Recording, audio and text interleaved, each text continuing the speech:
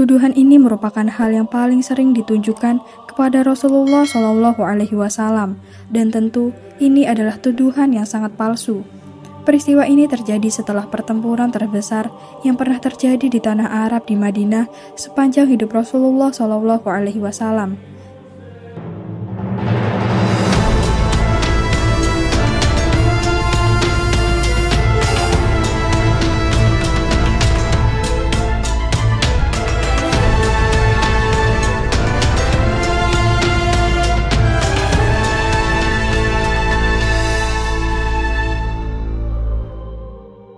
Assalamualaikum warahmatullahi wabarakatuh. Halo Sobat Muslimpedia, semoga Allah selalu menjaga antum semuanya.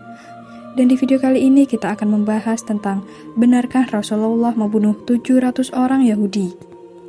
Sepanjang hidup Rasulullah SAW, tidak ada keterangan bahwa beliau telah membunuh siapapun.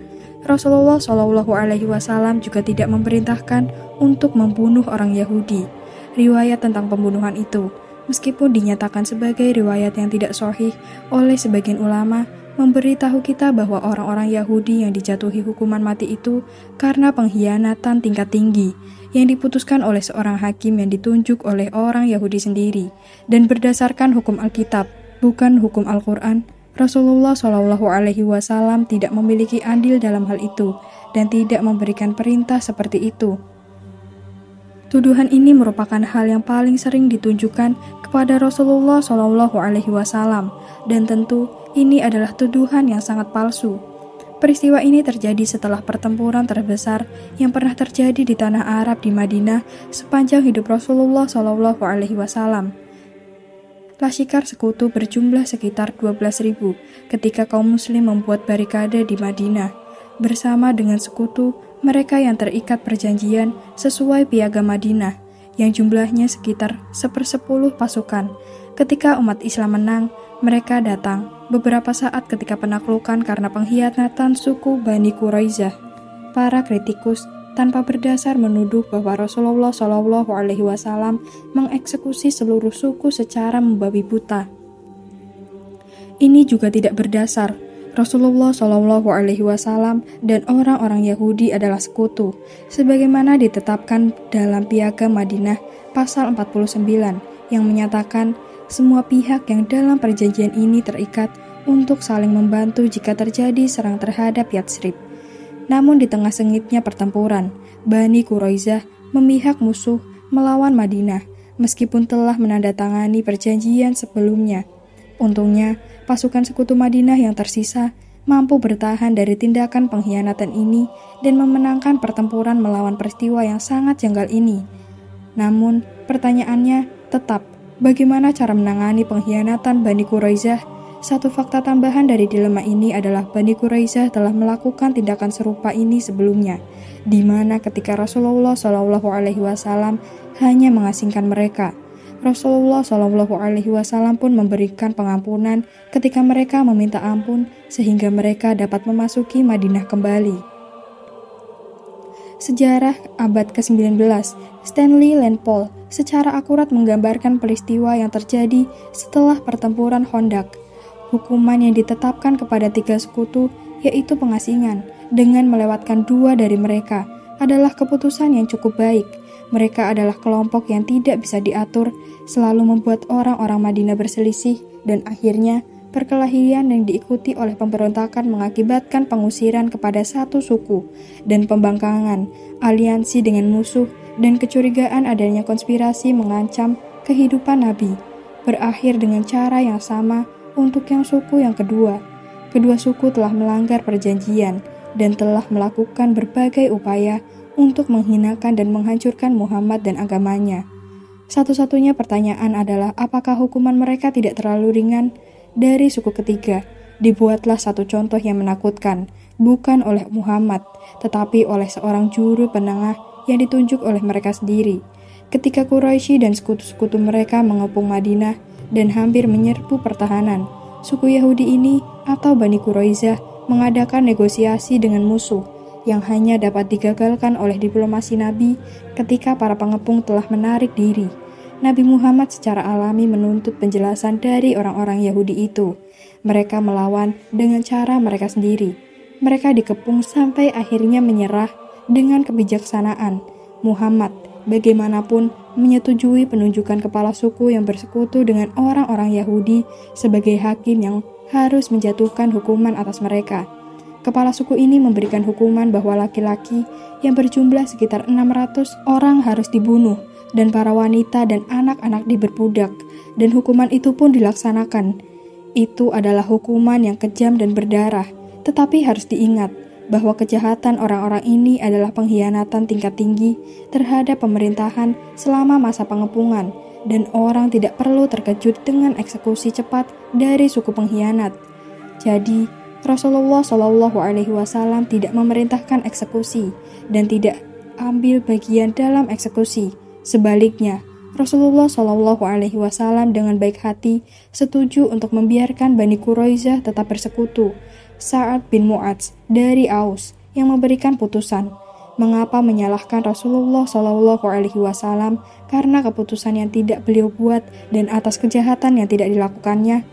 Sebagai tambahan dari ketidakadilan dalam menyalahkan Rasulullah SAW adalah sebuah fakta bahwa Sa'ad bin Mu'adz tidak memberikan keputusannya berdasarkan Al-Quran. Sebaliknya, ia memberikan putusan untuk Bani Quraisyah berdasarkan kitab mereka, Taurat, yang mengatur tentang hukuman atas pengkhianatan. Apabila engkau mendekati suatu kota untuk berperang melawannya, maka haruslah engkau menawarkan perdamaian kepadanya. Apabila kota itu menerima tawaran perdamaian itu dan dibukanya pintu gerbang bagimu, maka haruslah semua orang yang terdapat di situ melakukan pekerjaan rodi bagimu dan menjadi hamba kepadamu. Tetapi apabila kota itu tidak mau berdamai dengan engkau, melainkan mengadakan pertempuran melawan engkau, maka haruslah engkau mengepungnya. Dan selain Tuhan, Allahmu, menyerahkannya ke dalam tanganmu, maka haruslah engkau membunuh seluruh penduduknya yang laki-laki dengan mata pedang. Hanya perempuan, anak-anak, hewan, dan segala yang ada di kota itu, yakni seluruh jarahan itu, boleh kau rampas bagimu sendiri. Dan jarahan yang dari musuhmu ini, yang diberikan kepadamu oleh Tuhan, Allahmu, boleh kau pergunakan. Demikianlah harus kau lakukan terhadap segala kota yang sangat jauh letaknya dari tempatmu, yang tidak termasuk kota-kota bangsa-bangsa di sini, tetapi dari kota-kota bangsa-bangsa itu yang diberikan Tuhan, Allahmu, kepadamu menjadi milik pusakamu. Janganlah kau biarkan hidup apapun yang bernafas, melainkan kau tampas sama sekali, yakni orang Het, orang Amori, orang Kanaan, orang Feris, orang Hewi, dan orang Yebus, seperti yang diperintahkan kepadamu oleh Tuhanmu, Allahmu, supaya mereka jangan mengajar kamu berbuat sesuai dengan segala kekejian yang dilakukan mereka bagi Allah mereka, sehingga kamu berbuat dosa kepada Tuhan atau Allahmu. Jadi, Bani Quraisyah menyegel nasib mereka sendiri dengan tindakan mereka sendiri, menurut kitab suci mereka sendiri. Rasulullah SAW tidak ada sangkut pautnya dengan hal itu, selain menyetujui membiarkan sekutu Bani Quraisyah menengahi di antara mereka, dan mengikat diri mereka sendiri kepada keputusan hakim yang mereka tunjuk. Selain itu, tidak ada suku Yahudi, sejarawan Yahudi, atau cendekiawan Yahudi yang mencatat peristiwa ini. Suatu hal yang mengejutkan karena orang-orang Yahudi telah mencatat sejarah mereka lebih baik dari siapapun dalam sejarah.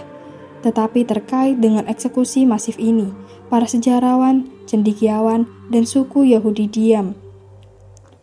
Dr. Barakat Ahmad menulis buku Muhammad and the Jews berpendapat, berdasarkan sumber-sumber otentik dari periode jauh sebelum Ibnu Ishaq, bahwa sangat mungkin tidak terjadi eksekusi sama sekali.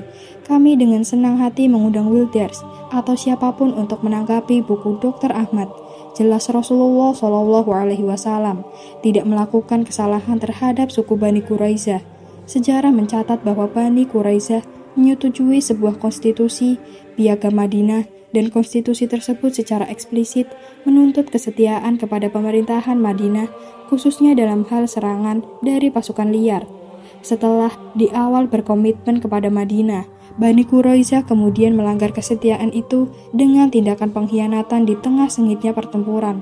Eksekusi yang dijatuhkan setelahnya, jika itu memang terjadi, keputusan itu adalah hasil dari pilihan mereka karena melakukan pengkhianatan, sesuai putusan hakim yang mereka tunjuk sendiri dan berdasarkan hukum yang terdapat dalam kitab mereka sendiri. Rasulullah Shallallahu Alaihi Wasallam jauh dari segala tanggung jawab atas kematian tersebut. Sebaliknya, beliau menengahi, bahkan memaafkan orang-orang Yahudi yang meminta pengampunannya, melemparkan tanggung jawab sekecil apapun kepada orang lain selain Bani Quraisyah adalah hal yang sangat konyol.